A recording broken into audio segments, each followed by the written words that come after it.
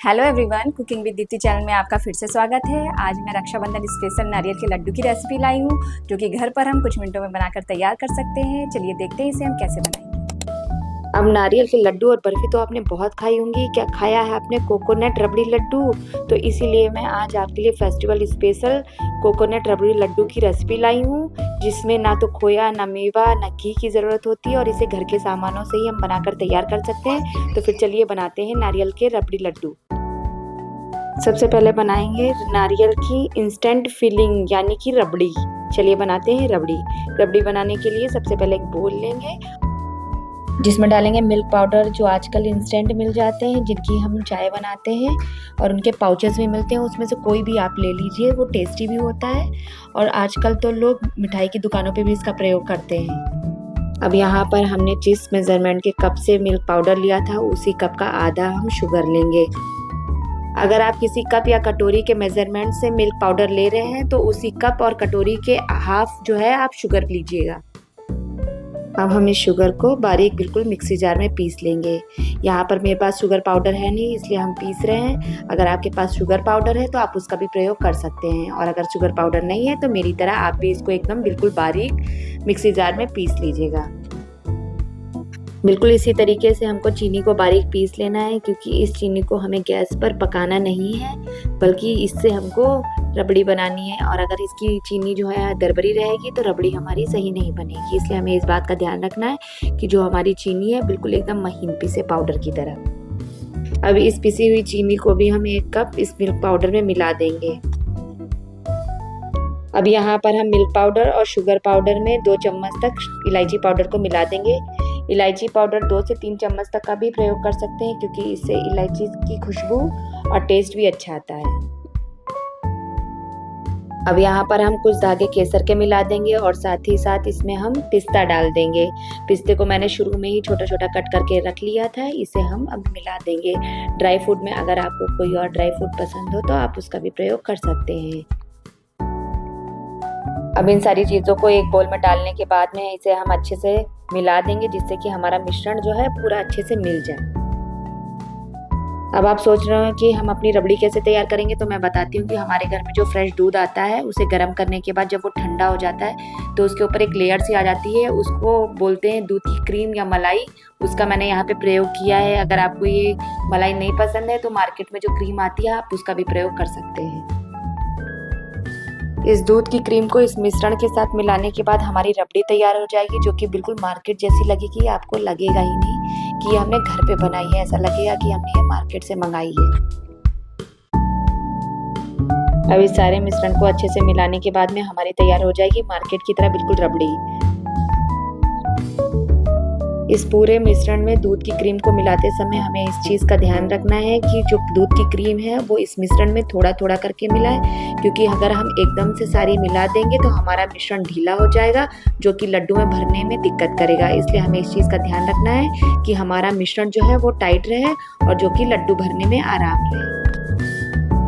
इस सारे मिश्रण को अच्छे से मिलाने के बाद इसे हम 10 से 15 मिनट रेस्ट करने के लिए फ्रिज में रख देंगे, जिससे कि हमारा मिश्रण टाइट हो जाए। और जब तक हमारा मिश्रण 10 से 15 मिनट रेस्ट करेगा, तब तक हम लड्डुओं के बाहर की लेयर तैयार कर लेते हैं। लड्डुओं के बाहर की लेयर बनाने के लिए सबसे पहले गैस को ऑन करके उस पर पैन रख देंगे।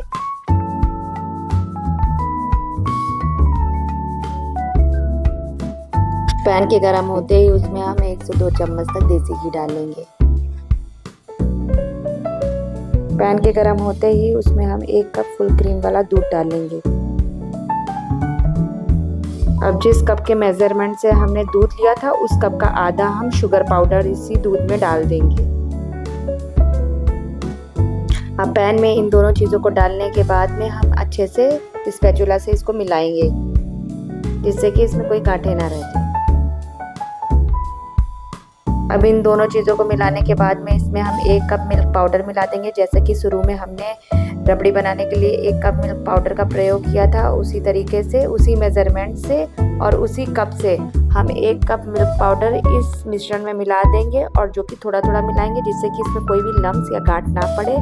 अगर हमारा जो मिश्रण है थोड़ा ढीला रह जाता है तो इसमें हम थोड़ा सा मिल्क पाउडर और भी बढ़ा सकते हैं, बिल्कुल मेरी तरीके से। इस मिश्रण में मिल्क पाउडर डालते समय हमें इस बात का ध्यान रखना है कि हमारे गैस की फ्लेम स्लो रहे, क्योंकि अगर तेज़ रहेगी तो हमारे मिश्रण में लम्स पड़ने का डर रहेगा और हमारा मिश्रण जल्दी ठीक हो जाएगा। और साथ में हमें इस बात का भी ध्यान रखना है कि मिल्क पाउडर को इस मिश्रण में डालते समय हमें थोड़ा थोड़ा डालना है, क्योंकि अगर हम एकदम से मिल्क पाउडर इस मिश्रण में डाल देंगे तो इसमें गांठें पड़ जाएंगी और हमारा मिश्रण अच्छा नहीं बनेगा।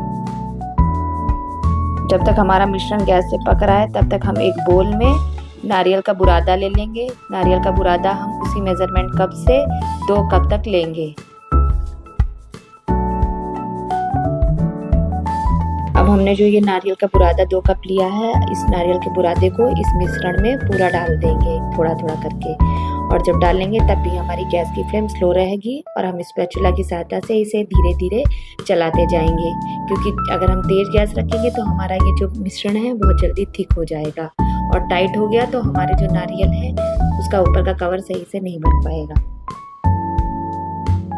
देखिए इस तरीके से अब हमारा मिश्रण तैयार हो चुका है। और जैसे ही हमारा मिश्रण इस तरीके से हो जाएगा, इसको ज़्यादा सुखाना नहीं है, क्योंकि अगर हम ज़्यादा इसे सुखाएंगे तो टाइट हो जाएगा और नारियल के लड्डू बन नहीं पाएंगे। इसलिए इसको इसी स्टेज पर हम गैस की फ्लेम को बंद करके इसे ठंडा होने के लिए थोड़ी देर के लिए रख देंगे। जो मिश्रण हमने रबड़ी बनाकर तैयार किया था और उसे हमने 10 से 15 मिनट के लिए रेफ्रिजरेटर में सेट होने के लिए रखा था।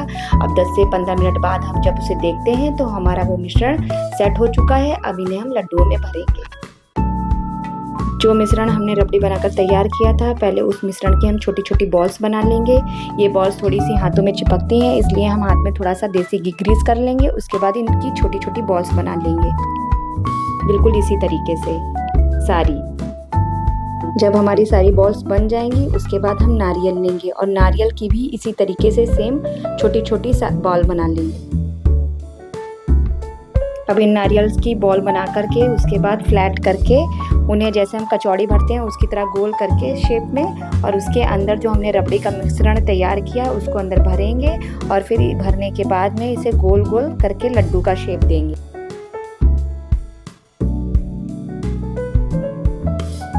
सेम इसी तरीके से हम सारे लड्डू बनाएंगे। आप देख सकते हैं कि जो ये नारियल का लड्डू है कितने आराम से हम घर पर बना सकते हैं और बिल्कुल लगता ही नहीं है कि ये हमने घर पे बनाया, ऐसे लगते हैं मार्केट से लेके आए हैं। बिल्कुल सेम इसी शेप में हमें सारे लड्डुओं को तैयार करना है।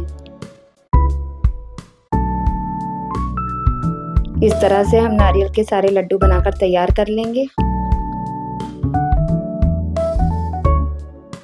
आप देख सकते हैं कि हमने सारे नारियल के लड्डू बनाकर तैयार कर लिए हैं। अब इन लड्डुओं को हम दूसरे बाउल में नारियल का बुरादा लेंगे और एक एक करके इन सारे लड्डुओं को उस बुरादे में नारियल के डीप करेंगे और चारों ओर लगाएंगे, जिससे कि हमारा नारियल का लड्डू देखने में भी अच्छा लगे। सेम इसी तरीके से हम एक एक करके सारे नारियल के लड्डुओं को नारियल के बुरादे में डीप करेंगे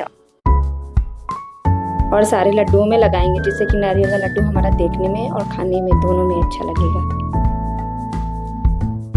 अगर जिस तरीके से मैंने नारियल के लड्डू बनाए हैं घर पर, अगर आप भी अपने घर पर नारियल के लड्डू बनाएंगे तो ट्रस्ट मी आपके घर में सबको बहुत पसंद आएंगे, क्योंकि मेरे यहाँ तो सबको बहुत पसंद आए हैं। तो इस रक्षाबंधन आप इन लड्डुओं को अपने घर में ज़रूर ट्राई करिएगा।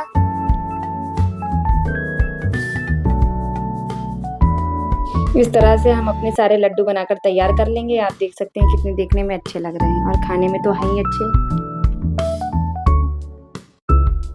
तो फिर देखा आपने, हमने घर की कुछ ही सामग्रियों से ये नारियल के लड्डू कुछ ही मिनटों में बनाकर तैयार कर लिए हैं,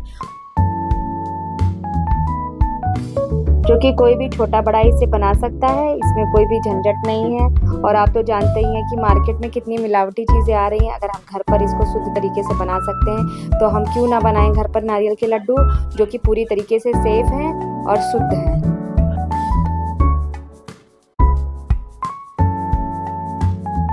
तो फिर इसी तरीके से घर पर हम कुछ मिनटों में नारियल के लड्डू बनाकर तैयार कर सकते हैं। अगर आपको मेरी ये रेसिपी पसंद आई हो तो मेरे चैनल को सब्सक्राइब, वीडियो को लाइक, कमेंट, शेयर ज़रूर करिएगा, ताकि ऐसी ही रेसिपी मैं आपके लिए और भी आगे लाती रहूँ। Thank you. हैप्पी रक्षाबंधन।